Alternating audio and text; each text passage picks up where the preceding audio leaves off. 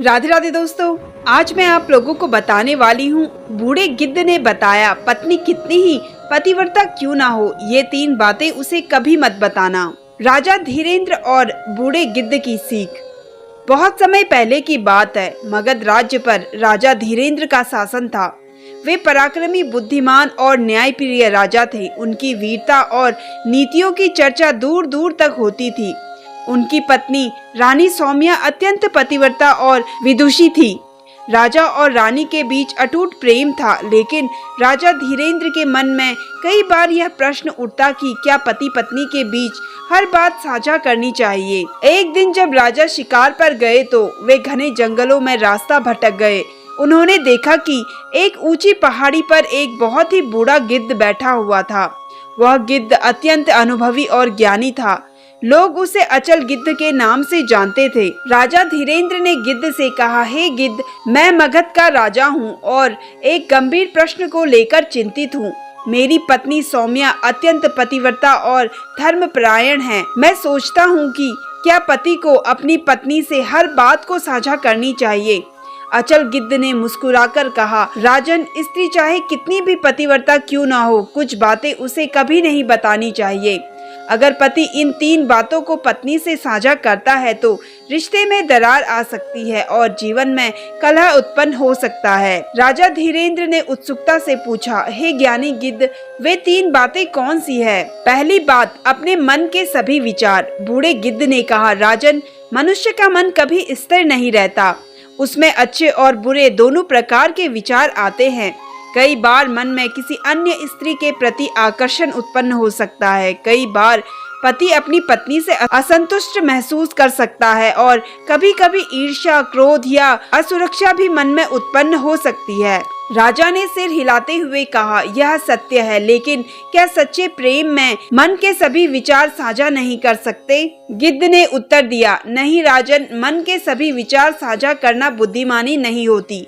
यदि तुम अपनी पत्नी को यह बताओगे कि तुम्हें किसी अन्य स्त्री के सौंदर्य ने आकर्षण किया या कभी-कभी तुम उसे लेकर असंतोष महसूस करते हो तो वह आहत हो सकती है। भले ही वह पतिव्रता हो, लेकिन मन में संदेह, असुरक्षा और दुख उत्पन्न हो सकता है।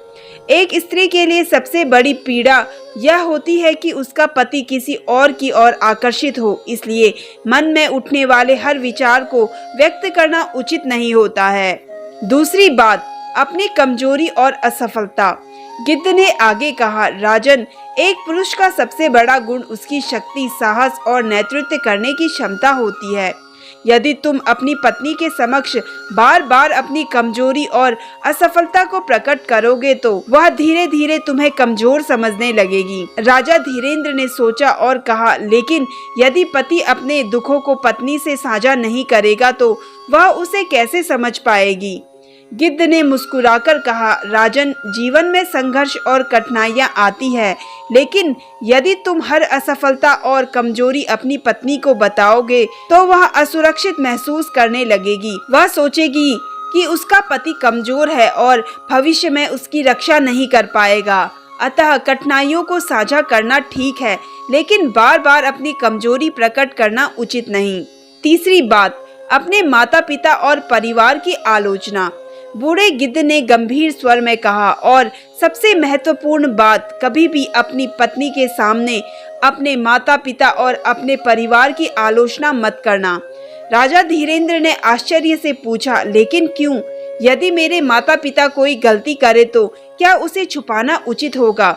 गिद्ध ने समझाया, राजन, माता पिता इस संसार में सबसे पवित्र संबंध होते हैं।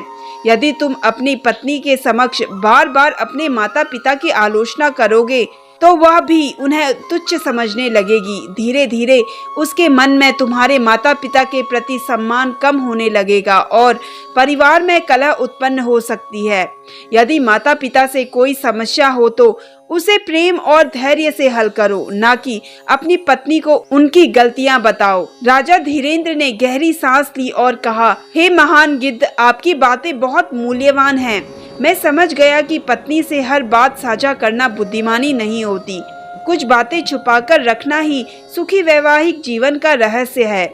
बूढ़े गिद्ध ने मुस्कुराकर आशीर्वाद दिया, राजन, यदि तुम इन 3 बातों का पालन करोगे तो तुम्हारा दाम्पत्य जीवन हमेशा सुखमय रहेगा। पत्नी का पतिव्रता होना महत्वपूर्ण है, लेकिन समझदारी से रिश्ते को निभाना और भी आवश्यक है। राजा धीरेंद्र ने प्रणाम किया और महल लौट आए। उन्होंने अपनी पूरी जिंदगी बूढ़े गिद्ध की सीख का पालन किया, जिससे उनका दाम्पत्य जीवन हमेशा सुखी और शांतिपूर्वक बना रहा।